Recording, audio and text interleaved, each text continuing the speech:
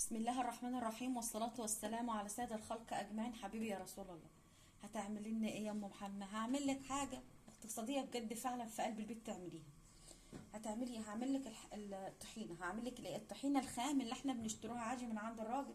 ودلوقتي الحمد لله البرطمان صغير قد كده اهو، يعني ما يجيش حاجة ب20 جنيه. ده البرطمان الصغير اللي هو يعتبر ربع كيلو ب20 جنيه.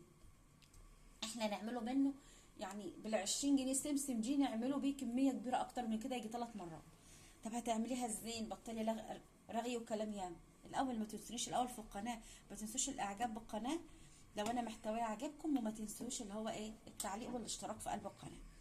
هتعملي ايه؟ بصي انا ما عملتش كميات كبيرة، لا انا بعمل اول باول. الزينية اصلا طريقتها فاعملها سهلة، وانا علشان اجيب كمية سمسم بتبقى مكلفة يعني، فبحاول ايه نمشي امورنا كلنا. فبنعملها ازاي؟ دي كوبايه سمسم، دي كوبايه ايه اللي احنا حاطينه ده في قلب الطاسه قدام منكم. دي كوبايه ايه سمسم. بقد ايه الكوبايه دي؟ دي كوبايه كبيره على فكره، مش كوبايه صغيره. الكوبايه دي ب10 جنيه سمسم. الكوبايه دي بقد ايه؟ ب10 جنيه سمسم. وجبت السمسم، مسكت نقيته، وتعالوا بينا بقى ندوه تحميصه حلوه.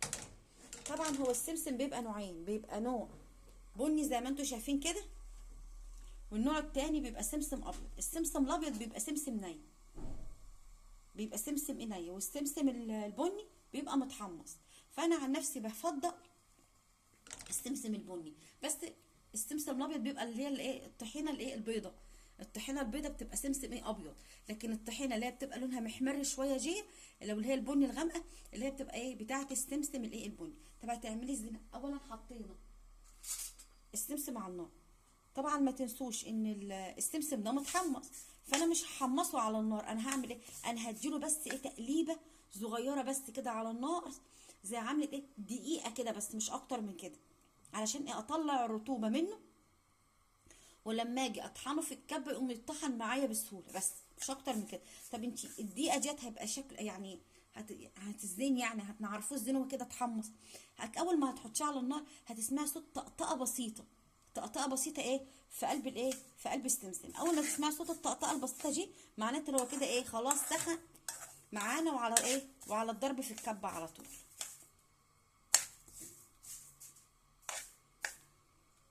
طبعا في الوقت اللي انا بحمص فيه السمسم دوت، انا محتاجه قد ايه؟ انا اخده 3 معالق، 3 معالق بس كده اهو.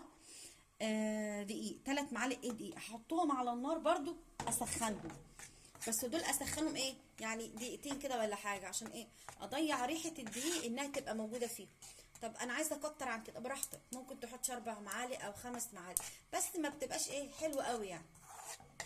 هي احلى حاجه ان انت تحطي كل حاجه في العدل. على فكره الطحينه اللي احنا بنشتريها من بره برضو بيبقى لازم يكون فيها دقيق.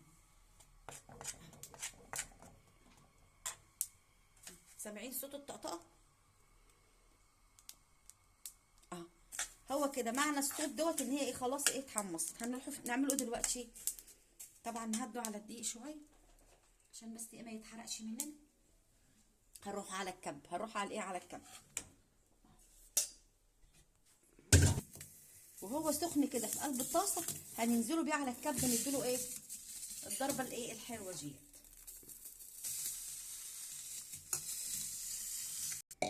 بصوا يا حبايبي، ادي احنا ايه طحنا. اول حاجه ايه تتحط في قلب الكب طحناها. بصوا بتبقى كده على فكره، هو علشانه سخن ما بيغيبش خالص نايه في قلب الكب، يعني ضربه في التانيه بتلاقيه اتعمل معاك. طب هنيجوا بقى لكوز الخلاط، ما احنا عايزين ننعموها ونخلطوا المقادير بتاعتنا كلها فيه. هجيب كوز الخلاط، هحط حبه زيت، قولي ربع كوبايه زيت مش اكتر، بس تحطي ربع كوبايه زيت في الاول عشان لما تيجي تلف بالسمسم بالسمسم المطحون يقوم يلف معاكي على طول، ما يغلبكيش في قلب الخلاط. ننزله بقى ده كله كده، ونطحنه باقي ايه باقي الحاجات اللي موجوده عندنا برده. نطحنه برده باقي الايه السمسم الموجود عندنا. احنا كده ايه طحنا السمسم في قلب الكب. هنحطه ايه وحطيناه، ما تنسوش ان احنا حطينا في الخلاط ازاي، ونحط رشه ملح صغيره قوي، رشه ملح يعني حاجه صغيره خالص لا تذكر يعني.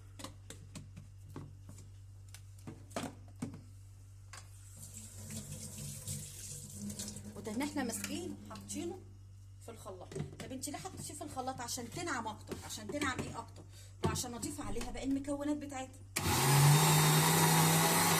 حتى يبدا البتاع هنا. طبعا بصوا يا حبايبي، انا لما جيت خلطت لف معايا بكل حاجه، بس ما تلفش كويس قوي، فاحط له يعني قولي معلقه زيت كمان ولا ايه، ولا معلقتين. بصي انت تاخدي بالك من العيار لوحدك. بصي لقيتيه يعني هتفضلي تحطي فيه زيت معلقتين، والاساسي حطي ربع كوبايه، ممكن يزيد لك معلقتين زيت او 3 معالق زيت، بس عشان ايه يلف بس معاكي. هوريكي دلوقتي المفروض يبقى القوام بتاعه شكله ايه. بصي يا حبايبي، بيبقى القوام بتاعها كده. هتفضلي تحطي زيت لحد ما تلاقي القوام بتاعها سال معاكي كده. هاجي بقى بعد كده، هي تقريبا اخدت زي تلت كوبايه زيت، يبقى الكوبايه الكبيره السمسم اخدت زي تلت الكوبايه بتاعتها زيت. يعني شوفي إيه، لو اي كوبايه انت خدتيها، لو حاطه مج شاي يبقى تلتها زيت. هننزل بقى عليها بايه، بالثلاث معالق دي اللي احنا حاطين.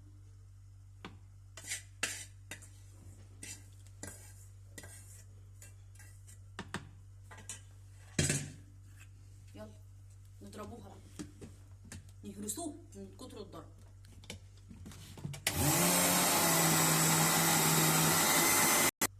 بصوا يا حبايبي اهو القوام بتاعها اهي. ليه نشتروها بالغالي ما دام احنا ممكن باقل التكاليف نعملوها في قلب البيت، وعلى فكره بتبقى انضف كمان. في ناس بيحطوا فيها فول سوداني او السوداني يعني، بس اللي هي بتتباع في المحلات ما بيبقى لهاش فول سوداني خالص، بتبقى كلها عباره عن سمسم بس. وطبعا معلقتين التلاتة دي اللي انتوا ايه، اللي انتوا عارفين. في ناس ما بتحطلهاش دقيق خالص، بس هي خير الامور الوسط، ان احنا بنحط لها 3 معالق الايه الدقيق.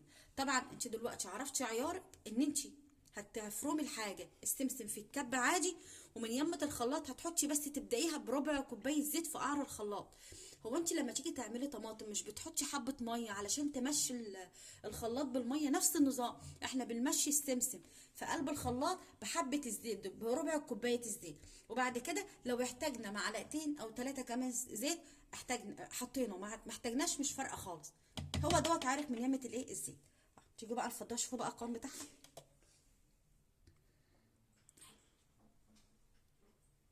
بسم الله ما شاء الله، وتقيله وحلوه وجميله وزي الفل، وما اخدتش مننا اي وقت خالص.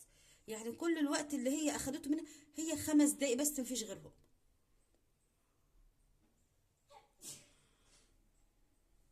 افضيها انا بقى كده.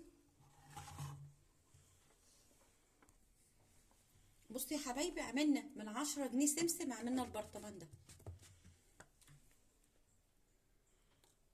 ده بيتهيألي ده لو على ثمنه بيتباع من بره ممكن ان هو يوصل بتاع يجي 40 جنيه او يمكن اكتر كمان، عشان هما حبه صغيرين والله قوي في قلب البرطمان، اللي هما بيتباعوا ب 20 جنيه، اقل من ربع كيلو كمان. احنا عملنا ب 10 جنيه، حبه حلوين اهو في قلب البيت. ما تنسيش لو عجبك الفيديو بتاعي، ولو عجبتك قناتي، ما تنسيش اللايك الحلو منك يا حبيبتي، وما تنسيش الاشتراك في القناه. والسلام عليكم ورحمه الله وبركاته.